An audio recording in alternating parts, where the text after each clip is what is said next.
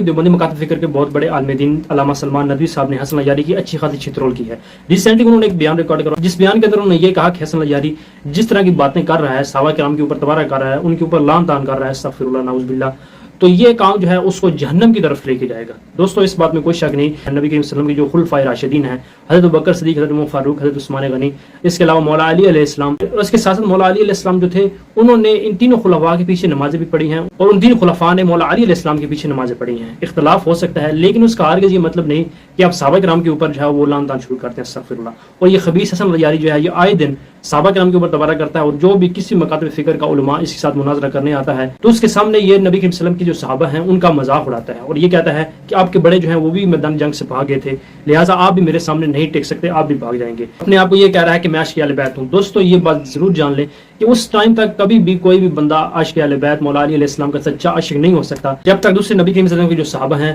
ان کے ساتھ بھی محبت نہ کرنے لگے، جیسا کہ حضرت بکر صدیق، حضرت فاروق، حضرت عثمان غنی، اس کے علاوہ بہت سے نبی کریم صلی اللہ علیہ وسلم کے صحابہ ہیں جو جی کے صحابہ ہیں، نبی کریم صلی اللہ علیہ وسلم کی صحبت اختیار کی اور اپنی جانیں جو ہیں وہ نبی کریم صلی اللہ علیہ وسلم کے اوپر قربان کی، لیکن یہ بدبخت حسن العیاری جو ہے یہ ان کے اوپر زبان درازی کرتا ہے اور بکواس، جس میں ایک بدماش خبیث بدبخت العیاری ہے اور ایک لندن میں یاسر بیٹھا ہوا ہے۔ یہ آخر درجے کے بدبخت اور شقی اور بدماش قسم کے لوگ ہیں، اور بےہودہ گوئی کرنا اور ابوبکر عمر جیسے اصحاب کی تکفیر کرنا اور ان کے مسائل کو چھیڑنا، یہ ایسا گندا ناپاک اور غلیظ کام ہے کہ جس کی بنیاد پر سوائے جہنم کے اس کا کوئی ٹھکانہ نہیں ہوگا۔ اور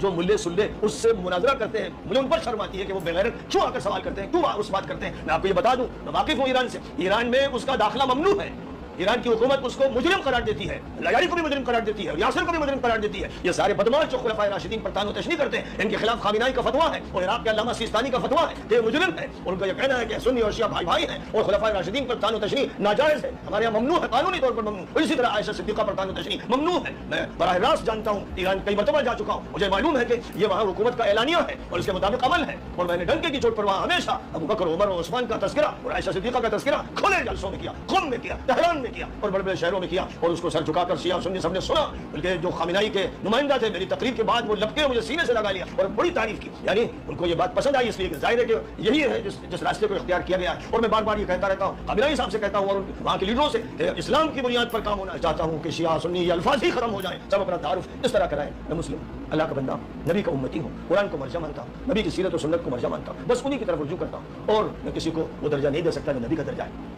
بہرحال حضرت ابوبکر صدیق رضی اللہ تعالیٰ عنہ کی حیات پر مختصر سی گفتگو کی گئی، اور مسلمانوں کو، خاص طور پر شیعہ بھائیوں کو میں بتانا چاہتا ہوں کہ یہ جو منحوس ہے اللہ یاری اور دوسرا منحوس سیاست، اور اسی طرح کے جو منحوس خبیث مجرم واعظ بنے پھرتے ہیں اور جھوٹی تقریریں کرتے ہیں اور جھوٹی روایتیں پیش کرتے ہیں، یہ سب بدماش ہیں۔ حسن العیاری کے حوالے سے علماء اہل سنت جو ہیں ان کا یہ کہنا ہے کہ حسن العیاری یہ گستاخ ہے صحابہ کرام کا، رافضی ہے، پکا رافضی ہے، اور جس طرح کی یہ ایکٹیویٹی کر رہا ہے یہ ایکٹیویٹیز جو جہنم کی طرف لے کے جائیں گی، کیونکہ وہ آئے دن نبی کریم صلی اللہ علیہ وسلم کے صحابہ کرام کے اوپر جو ہے وہ تبرہ کرتا ہے، ان کے اوپر گالی گلوچ کرتا ہے، استغفر اللہ۔ اور اس کے علاوہ اہل تشیع مکاتب فکر کے اندر بھی ایسے علماء موجود ہیں جن کا یہ کہنا ہے کہ حسن العیاری جس طرح کی ایکٹیویٹی کر رہا ہے، صحابہ کرام کے اوپر لعن طعن کر رہا ہے، یہ بالکل غلط کر رہا ہے۔ یعنی نبی کریم صلی اللہ علیہ وسلم کے جو صحابہ تھے، خلفائے راشدین جو تھے، انہوں نے کون سی اپنی جائیدادیں بنائیں؟ یعنی ان کو اگر یہ کہتا ہے حسن العیاری خبیث کہ ان کو دولت کی لالچ تھی، انہوں نے اپنے گھر بنائے، تو سوال یہ اٹھتا ہے کہ بکر صدیق، حضرت فاروق، حضرت عثمان غنی، انہوں نے کون سی اپنی جائیدادیں بنائی؟ زندگی اچھی طریقے سے گزارنے کے لیے انہوں نے کون سے اپنے محلات بنائے؟ صرف اور صرف حسن العیاری جو ہے یہ جھوٹی روایتیں لے کے آتا ہے اور یہ ثابت کرنا چاہتا ہے کہ خلفائے ثلاثہ جو تھے